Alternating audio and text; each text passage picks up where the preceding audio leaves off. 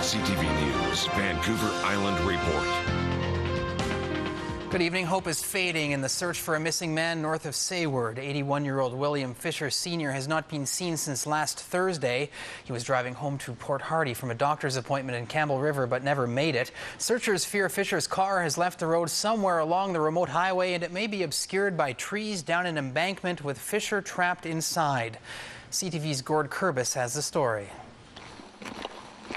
It's been another day of searching and hoping for any sign of a missing 81-year-old man from Port Hardy. But once again, searchers have come up empty. We're getting a lot of coverage on all the sections, getting down, making sure we're looking down all over all the sides and stuff like that, and hope for the best. They're looking for William Fisher, who drove down from Port Hardy to Campbell River on Thursday for a doctor's appointment. He made that appointment but then disappeared on his way back home. Every indication was that William wanted to go home and was on his way home and did not arrive, so we're checking that he's off the road. On his way back up the island, he stopped in at the Sayward Junction gas station. Staff at the store wouldn't confirm any details of his visit there, but the missing man's son did tell me it's believed his father was seen on surveillance video. They've seen the footage in there, and they're sounding like they're fairly confident it's my father putting oil in his car, all consistent with coming home.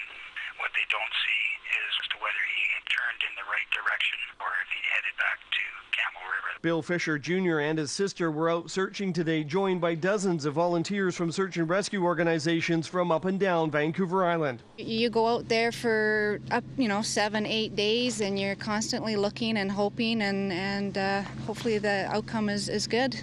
The island highway between Campbell River and Port Hardy is a winding 233-kilometer journey. Much of the road is bordered by trees or embankments that could easily conceal a vehicle if it left the pavement. Literally, it is every nook and cranny. Teams are checking any spot that could hide a vehicle. So every gully, every ditch, every embankment is being checked.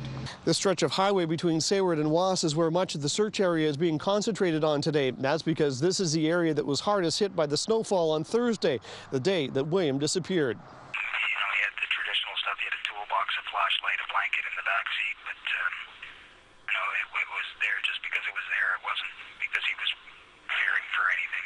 Fog and bad weather prevented an aerial search for most of the day, but an RCMP helicopter did get airborne for a short time. The man's family is thankful for what's been done so far to try to locate him. I appreciate everybody's efforts. When we see him next, we'll be even more grateful to all of us that helped find him. So far, it hasn't been determined what resources will continue with the search tomorrow. Gord Kurbis, CTV News, north of Sayward.